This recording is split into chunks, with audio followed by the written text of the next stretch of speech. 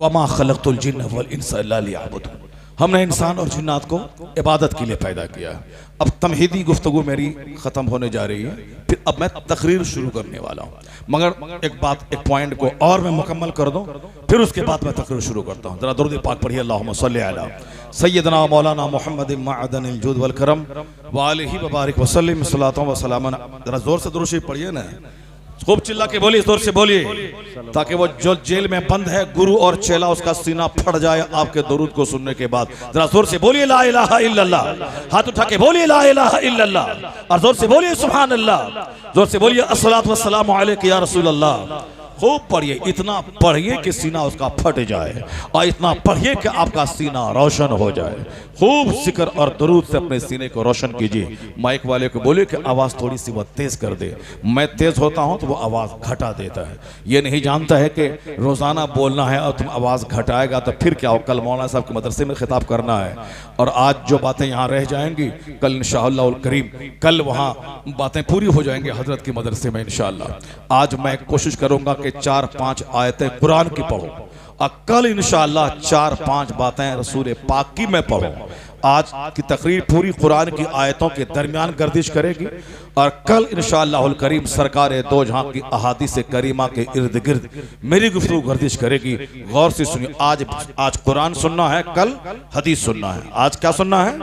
आज कुरान सुनना है, और कल हदीस सुननी इंशाअल्लाह। कल मैं बताऊंगा हदीस में कि पटना का PMCH का एक MBBS डिग्री होल्डर डॉक्टर अभी 1 महीना पहले जो कुछ अखबार में बयान दिया है, मेडिकल की डिग्री हासिल करने के बाद बिहार की राजधानी पटना का सबसे बड़ा डॉक्टर जो अभी 1 महीना पहले जो कुछ कहा है, जहां नजर उस डॉक्टर की आज गई है, वहां नजर कैसे मुस्तफा की 1400 साल पहले गई है। मैं बताऊंगा सरकार की हदीस के तनाजुर में कि सलीक़े हयात, आर्ट ऑफ लिविंग, जीने की कला, जिस पर आज दुनिया के दानिश्वर जोर दे रहे हैं, और वो जीने की कला पैगंबर आजम ने किस कदर 1400 साल पहले हमको अता किया था। हमने उसे छोड़ा, फिल्म एक्टर को हमने देखना शुरू किया।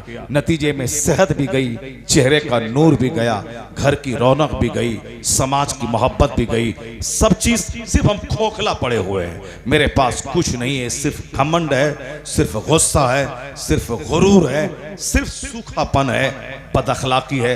ये सारी चीजें जो काफिरों के पास थी वो मेरे पास आ गई हैं। जो डिसिप्लिन है, जो मोरालिटी है, जो ह्यूमैनिटी है, जो अखलाक की बुलंदी है, जो सीरियसनेस, संजीदगी है, जो सिंपलिसिटी, सादगी है, वो काफिरों ने ले लिया। हमने उसकी पेचीदगी को ले लिया, अपनी जिंदगी को मुश्किल बना दिया। आज जरूरत है कि वापस सरकार दो जहां की जिंदगी से नूर हासिल किया जाए इंशाअल्लाह करीम। कल मैं बताऊंगा कि उस डॉक्टर ने क्या कहा, हुजूर ने क्या कहा।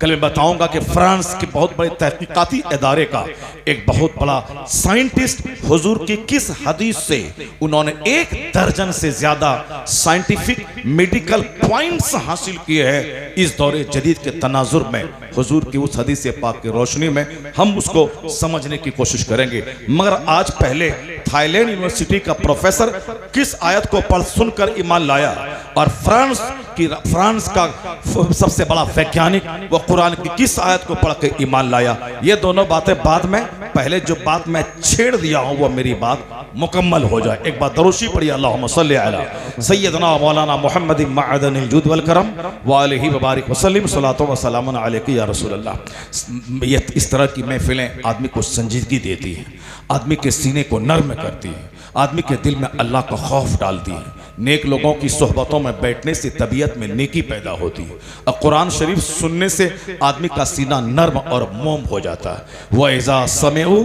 मा उनज़िला इला रसूल तरा अयुनहुम तफीदु मिनद्दम। कुरान करीम के अजाइबात में है कि जब लोग अल्लाह के कलाम को सुनते हैं तो उनकी आंखें आंसू बहाने लगती हैं। वह तक़शइर्रु मिन्हु जुलूदुल लज़ीना यख़शौना रब्बहुम, यानी अक्लमंद जिनके रोंगटे खड़े होते हैं जब वो अल्लाह का कलाम सुनता है, उनके रोंगटे खड़े हो जाते हैं। चूंकि आज हम कुरान पढ़ते नहीं, इसलिए एक बुलेट खरीदते हैं तो समझते हैं कि मुझसे बड़ा फिरौन कोई नहीं है। आज हम आलिमों की सोहबत में रहते नहीं है, इसलिए छोटा सा घर बना लेते हैं, सोफा गद्दा फ्रिज एसी कूलर लगा दिया। अब समझते हैं मुझसे बड़ा नमरूद पूरे इलाके में कोई नहीं है। हमने अपने घर में थोड़ी सी सोफा पे बैठ करके चाय की चुस्की और कॉफी पी लिया, बर्गर चाउमीन, समझते हैं मुझसे अच्छा कोई नहीं खाता है, मुझसे अच्छा घर किसी का नहीं है। हमारे बिहार में आजकल 7-7 लाख के बुलेट पे लोग चल रहे हैं, गांव देहात में 4-4 लाख के बुलेट पे चल रहे हैं। क्योंकि अब अपाची और ग्लैमर पे चलना अच्छा नहीं लगता, क्योंकि उसमें साइलेंसर है, आवाज नहीं होती है। अब लोगों को 4 लाख की बुलेट गाड़ी चाहिए ताकि जब चले भट भट की आवाज से लगे कि जमीन थर थर कांप रही है। यानी अब लोगों को साहब बुलेट चाहिए। अब बुलेट पे चलता है, लगता है जैसे कि वह हिंदुस्तान को खरीद लिया है, अब वह सारा हिंदुस्तान उसका है। अब वो साहब क्या है कि वो उत्तर प्रदेश का मुख्यमंत्री है वो। यानी बुलेट खरीदना कमाल, सोफा पे चढ़ना कमाल, मकान बनाना कमाल। हम इसी में मस्त हैं, छोटी सी नेमत मिली इतराने लगे। जबकि इसी हिंदुस्तान में एक आदमी के पास 36 मंजिला मकान, 50 अरब रुपए का मकान मौजूद है, 50-100 करोड़ रुपए का मकान मौजूद है। इसी हिंदुस्तान में एक आदमी ने अपनी बेटी को 500 करोड़ रुपए का बंगला गिफ्ट किया। इसी भारत में 100 करोड़ की कार हिंदुस्तान में दौड़ रही है। नेमतों की कोई हद नहीं है, इसलिए मकान बना के इतराना, छोटी सी टीचर की नौकरी पाने के बाद घमंड गुरूर करना, 1, 2, 4, 10, 20 कमरे का घर बना लेना, या दिल्ली में और मुरादाबाद शहर में 2-4 घर बना लेना, उसमें इतराना, ये तो पागलों की कहानी है। मेरे घर की कीमत 50 करोड़ है और सामने 50-100 करोड़ का बंगला मौजूद है। मैं फॉर्चूनर पे चलता हूं 25 लाख की और सामने वाला आदमी 25 करोड़ की कार पे चल रहा है। तो कहां 25 लाख, कहां 25 करोड़? मैं मुकाबला कर पाऊंगा? नहीं कर पाऊंगा। मेरे पास 5 घर है, सामने वाले के पास 25 घर है। हमारे पास 5 फैक्ट्री है, सामने वाले के पास 50 फैक्ट्री है। नहीं होगा मुकाबला, हम कभी नहीं जीत पाएंगे, मुकाबला नहीं कर पाएंगे। इतनी दौलत है कुफार और मुशरिकीन के पास कि आप उनकी दौलतों का मुकाबला कभी नहीं कर पाएंगे। इसलिए मकान का मुकाबला छोड़ दीजिए, गाड़ी का मुकाबला छोड़ दीजिए, कपड़े का मुकाबला छोड़ दीजिए, राडो घड़ी का मुकाबला छोड़ दीजिए। इज्जत इस मकान में क्या ढूंढेंगे आप? आल्टो खरीदेंगे, 10 साल की मेहनत के बाद सामने वाला 25 लाख की कार पे आ जाएगा, आपकी आल्टो साइकिल से बदतर नजर आएगी, मुंह छुपा के भागेंगे। इसलिए मुकाबला नहीं कर पाएंगे। हमारी इज्जतों का राज 1400 साल के अंदर कि मेरी धमक से ईरान हिला था, मेरी धमक से रोम हिला था, मेरी धमक से हिंदुस्तान हिला था। मोहम्मद इब्ने कासिम ने हिंदुस्तान हिलाया, खालिद इब्ने वलीद ने मैदान जंग को हिलाया, हमारे तारिक बिन ज़ियाद ने रोम को हिलाया, कुस्तुनतुनिया हमारे फातिह ने अपने ज़ेरे कदम किया, यूरोप में इस्लाम का झंडा गाड़ा, चाइना जापान में इस्लाम का झंडा गाड़ा, हिंदुस्तान के बुतखाने में इस्लाम का झंडा गाड़ा।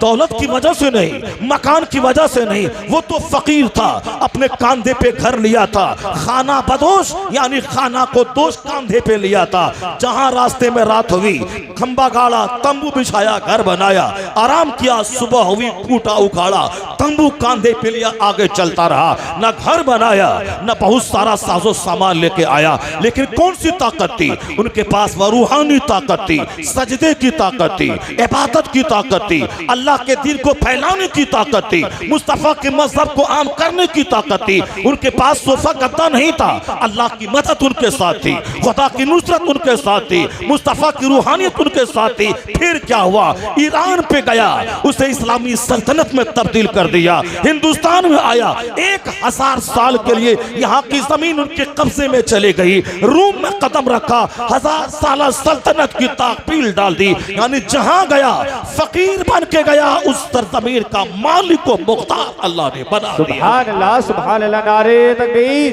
नारे रिसालत, उलमाए अहले सुन्नत, फैज़ाने आला हजरत, जश्न दस्तार बंदी, नारे तकबीर, नारे। हमारी ताकतों का सारा राज सादगी में पिन्हा है।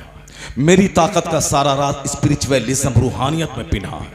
मेरी ताकत का सारा राज सरकारे दो जहां की सुन्नतों पे अमल में पिन्हा है। जितना ज्यादा अल्लाह की मोहब्बत दिल में शदीद होती जाएगी, उतनी ही ज्यादा अंदर से रूहानी ताकत समझ में आएगी। जितना ज्यादा मेरा रिश्ता मस्जिद से मजबूत होता जाएगा, उतना ही काफिरों के दिल में अल्लाह मेरी हैबत डाल देगा, रौब डाल देगा। और वो हैबत जहां उठा लिया तो फिर वह मुझको मिटाने का सपना देखने लगेगा। आज जरूरत है कि वह रूहानियत दोबारा आ जाए, वह रूहानी ताकत दोबारा मेरे पास में आ जाए। मस्जिदें आबाद हों, जलसे आबाद हों, मदरसे आबाद हों, खानका आबाद हों, नेक सोहबतें आबाद हों। नेकों के पास बैठेंगे तो हमारे सीने का सारा जंग धुलेगा, जन्नत जाने का जुनून चढ़ जाएगा। जो मकसद हयात है उसकी तकमील के लिए मुझे तहरीक मिलेगी।